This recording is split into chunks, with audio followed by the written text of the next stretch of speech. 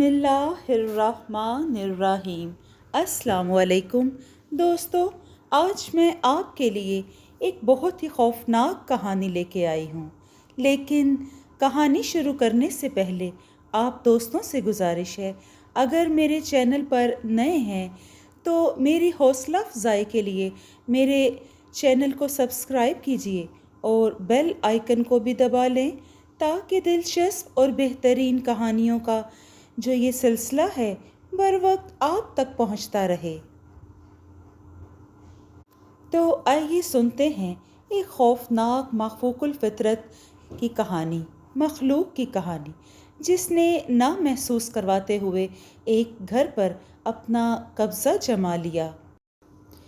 वो मेरे अम्मा अब्बा को एक वैरान जगह से मिली थी कि उस वक्त की बात है जब मैं सिर्फ 6 साल की थी। हम सवात में रहते थे। एक दफ़ा जब अम्मी बहुत बीमार थीं तो अब्बू उन्हें लेकर हस्पताल चले गए। हस्पताल बहुत दूर था।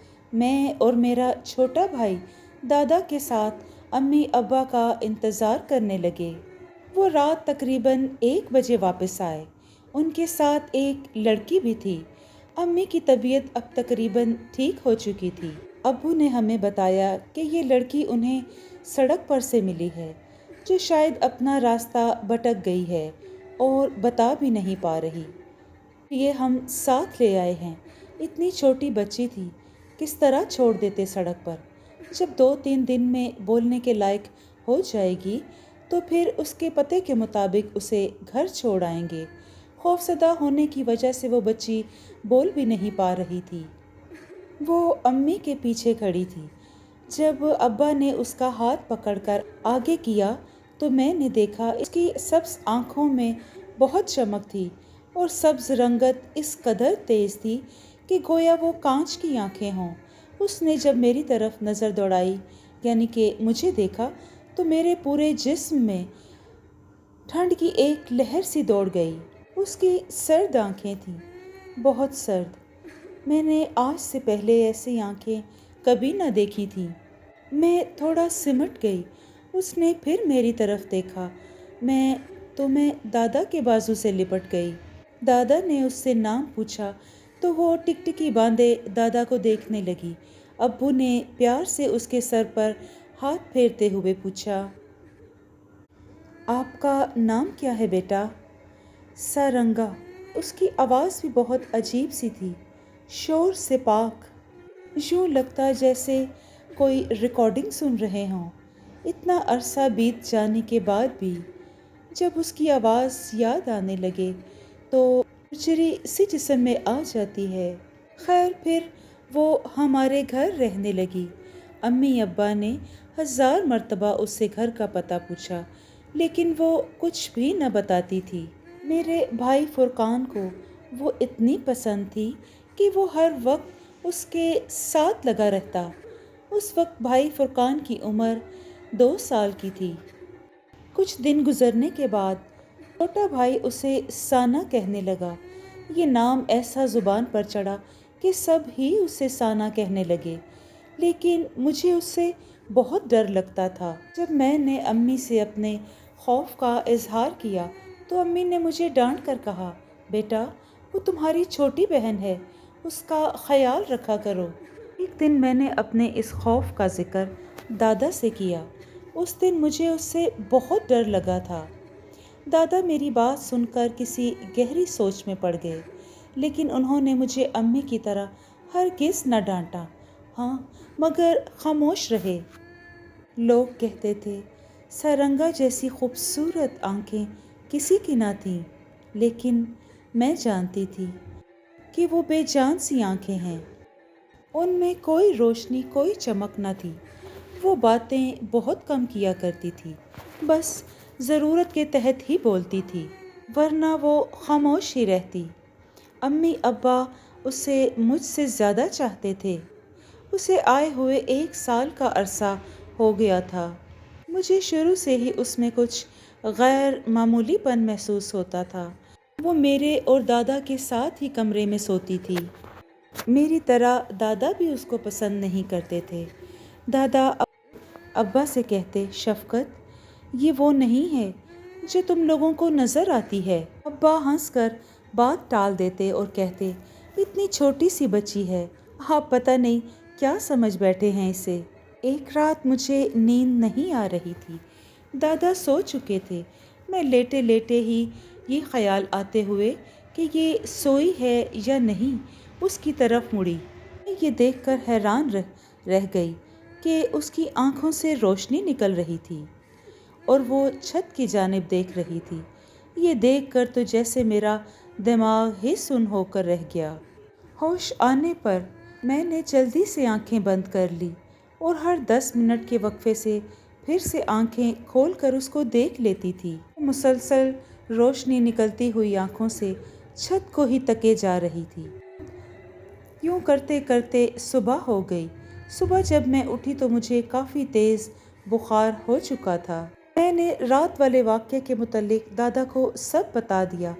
دادا میرا ہاتھ پکڑتے ہوئے مجھے تسلی دینے لگے اور کہنے لگے، ابھی وہ کچھ کہنا ہی چاہتے تھے کہ ابا کمرے میں آ گئے، اور یوں دادا کی بات ادھوری ہی رہ گئی۔ اس رات مجھے کپ کپی چڑھی ہوئی تھی، بار بار آنکھیں نیند سے بند ہو رہی تھیں۔ پھر میں گہری نیند میں چلی گئی۔ رات کے کسی پہر میری آنکھ کھلی تو میں نے دیکھا کہ سارنگا اپنی چارپائی پر نہیں تھی۔ میں نے دادا کو آواز دی اور سارنگا کے متعلق بتایا کہ وہ کمرے میں نہیں ہے۔ دادا نے اس کو پورے گھر میں چھان مارا، اسے نہ ملنا تھا اور نہ ملی۔ دادا ابا کو جگانا چاہتے تھے کہ باہر کچھ کھٹ پٹ ہوئی اور سارنگا اندر کمرے میں آ گئی۔ کہاں تھی تو؟ جگہ دیکھ لیا؟ دادا نے ذرا سخت لہجے میں پوچھا۔ میں غسل خانے تک گئی تھی، اس نے اسی سرد لہجے میں جواب دیا۔ میں نے تو غسل خانے میں بھی دیکھ لیا تھا، تو کہیں نہ تھی۔ اچھا، اب سو جاؤ۔ دادا کے ماتھے پر تیوری تھی، اور آئندہ اس طرح مت کہیں باہر جانا۔ دادا نے اسے سخت تنبیہ کی تھی۔ میں نے سارنگا کی طرف دیکھا، اس کی آنکھیں اس وقت آگ اگل رہی تھیں۔ اس کی آنکھوں میں واضح انتقام کی جھلک تھی۔ صبح کسی شور سے میری آنکھ کھل گئی۔ اٹھ کر باہر آئی تو دیکھا سب رو رہے تھے۔ میں نے ادھر ادھر نظریں دوڑائیں تو سارنگا کہیں بھی دکھائی نہ دی۔ میں بہت زیادہ ڈر چکی تھی۔ میں آہستہ آہستہ چلتی ہوئی صحن میں رکھی ہوئی چارپائی تک آئی۔ نہ جانے کس کو چادر سے چارپائی پہ لٹا کر چادر سے ڈھک دیا گیا تھا۔ میں پاس گئی اور چہرے سے چادر ہٹائی تو میری ساختہ چیخ نکل گئی۔ میرے دادا ہمیں چھوڑ کر جا چکے تھے۔ میں بری طرح رو رہی تھی۔ مجھے یقین ہی نہیں آ رہا تھا کہ دادا ہمیں چھوڑ گئے ہیں۔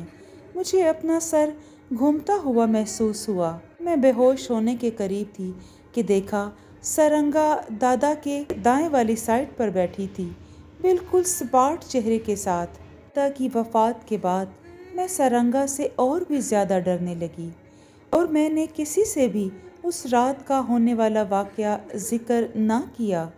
ہر روز سوچتی تھی کہ آج امی کو بتاؤں گی، لیکن پتہ نہیں کیوں مجھے بتایا نہ جاتا، زبان ہی جیسے بند ہو جاتی ہو۔ لیکن جب امی اکیلی ہوتی تو میں اس وقت بالکل بھول چکی ہوتی تھی۔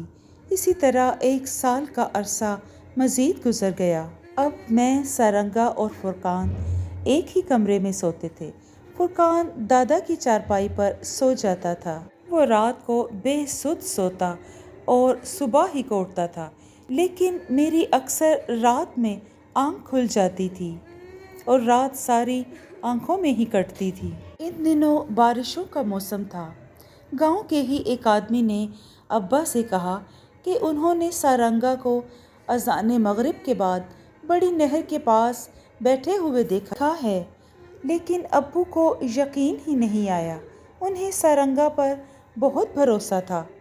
جب گاؤں کا ہر دوسرا بندہ یہی شکایت کرنے لگا تو امی نے سارنگا سے سختی سے باز پرس کی اور پوچھا کہ وہ وہاں کیا کرنے جاتی ہے۔ اس نے کوئی جواب نہ دیا اور خاموش رہی۔ لیکن اسی رات امی کو فالج کا اٹیک ہوا۔ ان کی ایک سائیڈ پوری طرح سن ہو چکی تھی۔ میں امی کے ساتھ ایک ہفتہ ہاسپٹل میں ہی رہی۔ ہمارے ساتھ دن کے وقت ابا ہوتے اور رات میں ماموں آ جاتے اور ابا واپس گھر میں چلے جاتے۔ ایک ہفتے کے بعد جب ہم واپس گھر آ گئے، میں نے امی کو آرام سے چارپائی پر لٹایا۔ سارنگا اس وقت گھر پر موجود نہیں تھی۔ میں امی کو دلیا کھلانے لگی۔ جب میں امی کو دلیا کھلانے لگی تو وہ کمرے میں آ گئی۔ امی اس کو دیکھتے ہی منہ سے عجیب سی آوازیں نکالنے لگیں۔ وہ کچھ کہہ رہی تھی۔ ہماری سمجھ میں امی کی کوئی بات نہیں آئی۔ انہوں نے الجھن بھری نظروں سے مجھے دیکھا تو میں شل رہ گئی، کیونکہ میں جان چکی تھی کہ امی کیا کہہ رہی ہیں۔ اس دن کے بعد میں نے سارنگا کو امی کے پاس نہیں آنے دیا۔ میں امی کے سارے کام خود کیا کرتی تھی۔ کان سے بھی اس کو ہر ممکن کوشش کرتی کہ دور رہے، لیکن وہ امی سے اور مجھ سے زیادہ محبت اسے کرتا تھا۔ وہ اسے سانا کہتا اور سارا دن اس کے دوپٹے کا پلو پکڑے رکھتا۔ میں کھانا کھلاتی تو روتا کہ نہیں، سانا سے کھانا کھانا ہے۔ سارنگا نے امی سے زیادہ خود اسے پال پوس کر بڑا کیا تھا۔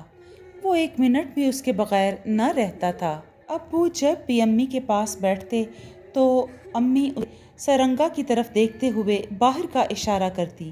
شاید وہ یہ کہنا چاہ رہی ہوتی کہ اسے گھر سے نکال دو۔ ان دنوں امی بہت چڑچڑی ہو گئی تھی، برتن اٹھا کے دے مارتی۔ اس دن انہوں نے مجھ سے اشاروں میں فرقان کا پوچھا۔ میں نے فرقان کو آواز دی تو وہ سارنگا کا ہاتھ پکڑے آ گیا۔ امی نے پہلے کچھ دیر ان دونوں کو دیکھا اور پھر گلاس اٹھا کر اس کے منہ پہ دے مارا۔ سارنگا کے چہرے پر آنکھ کے نزدیک زخم بن گیا۔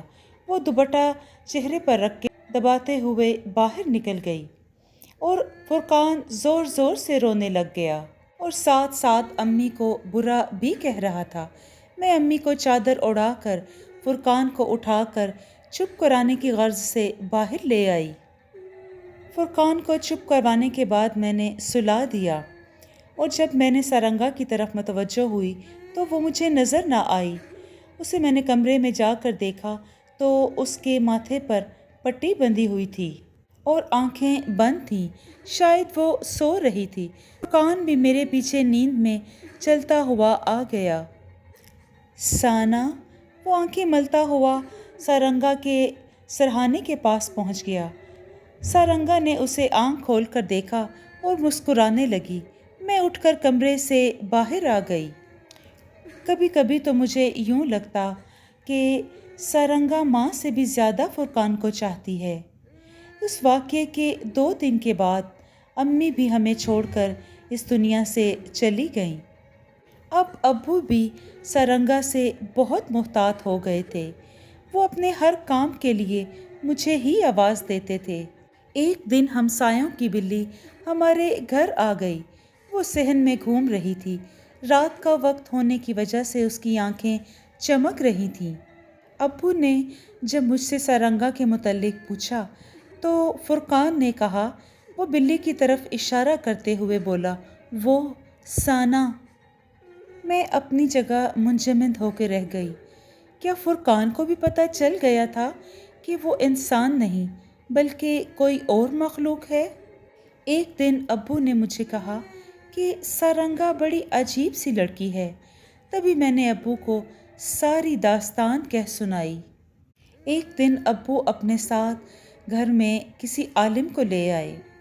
اس عالم نے ساری رات صحن میں بیٹھ کر چلہ کاٹا اور جاتے ہوئے کہا، شفقت صاحب، آپ کے گھر میں کچھ بھی غیر معمولی نہیں ہے۔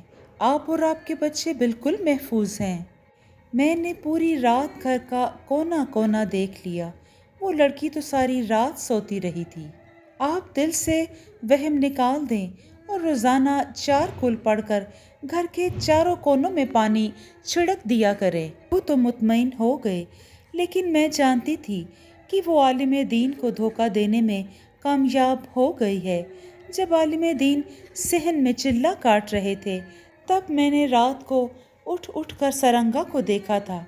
سرنگا ایسے سوئی پڑی تھی کہ جیسے اس میں جان ہی نہیں تھی۔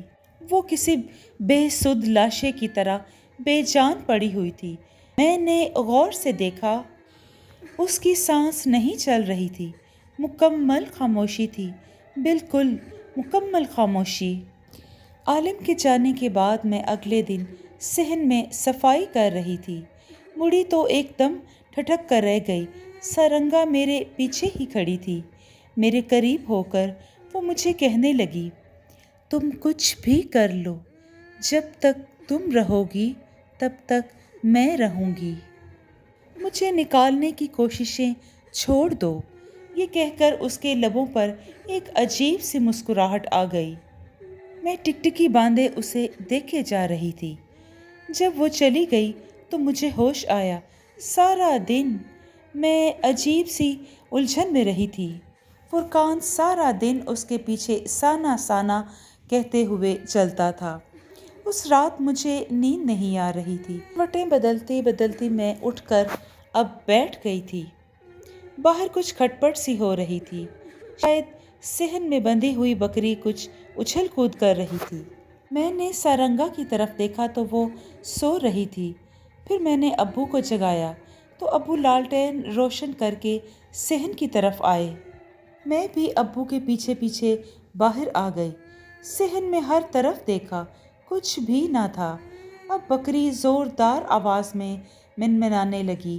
ابو نے ذرا قریب جا کر دیکھا تو بکری کے قریب ہی ایک کالا سیاہ ناگ پھن پھیلائے لہرا رہا تھا۔ ابو نے قریب ہی پڑے بیلچے کو اٹھا کر اس پر وار کیا، لیکن بیلچہ اس کے سر پہ لگنے کی بجائے زمین پر ٹکرا کر رہ گیا اور دیکھتے ہی دیکھتے سانپ دیوار پر چڑھ گیا۔ دیوار بہت پرانی تھی اور ڈھہ جانے والی تھی۔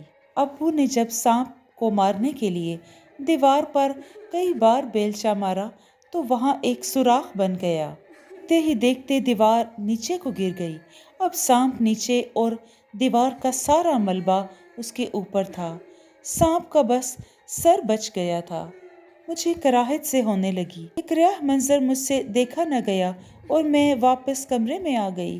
اندر آ کے دیکھا تو سارنگا اسی طرح اپنی جگہ پر سوئی ہوئی تھی۔ ابو بکری کو صحن میں دوسری جگہ پر باندھ کر اندر آ گئے اور پھر وہ بھی اپنی جگہ پر لیٹ گئے۔ صبح میں اٹھ کر ناشتہ بنانے کی غرض سے کچن کی طرف آ گئی کہ اچانک مجھے فرقان کے زور زور سے رونے کی آواز آئی اور ابو سارنگا کے سرہانے کھڑے تھے۔ وہاں پر سکوت تھا، مکمل سکوت۔ شور سے ارد گرد کے لوگ اکٹھے ہو گئے۔ فرقان بری طرح سے چیخ رہا تھا۔ اسے دیکھ کر میری بھی آنکھوں میں آنسو آ گئے۔ سارنگا کے مرنے کے بعد ایک ایک پل میری نظر سے گزر رہا تھا۔ سارنگا کو آخری غسل دینے کے لیے مدرسے کی باجی نے مجھ سے کہا کہ یہ کام تم سر انجام دو۔ میں چونکہ اس کی اکلوتی ایک ہی بہن تھی، اس لیے یہ ذمہ داری خود بخود مجھ پر ہی آن پڑی۔ میں نے دیکھا کہ اس کا جسم لہو لہان تھا، اس کی ہڈیاں تک ٹوٹ چکی تھیں اور گردن سے ذرا نیچے ہنس کی ہڈی کے پاس زخم تھا، بالکل اسی جگہ جہاں ابا نے بیلچہ مارا تھا لیکن ٹکرا کر زمین سے جا لگا تھا۔ میں رات کو ہی جان چکی تھی۔ 5 سال بعد کا ذکر ہے۔ ڈاکٹر نے آ کر مجھے مبارکباد دی۔ مبارک ہو، بیٹی ہوئی ہے۔ میں طمانینت سے مسکرا دی۔ عبدالرحمن میرے شوہر مسکرا کر میری طرف دیکھا اور نرس کی طرف بازو پھیلا دیے۔ بچی پکڑتے ہوئے انہوں نے اس کو چوما، میرے پاس لٹا دیا۔ مجھے بہت اشتیاق ہو رہا تھا کہ میں ایک دم سے بچی کے اوپر اس کو دیکھنے کے لیے جھک گئی۔ بچی نے آنکھیں کھول کر میری طرف دیکھا۔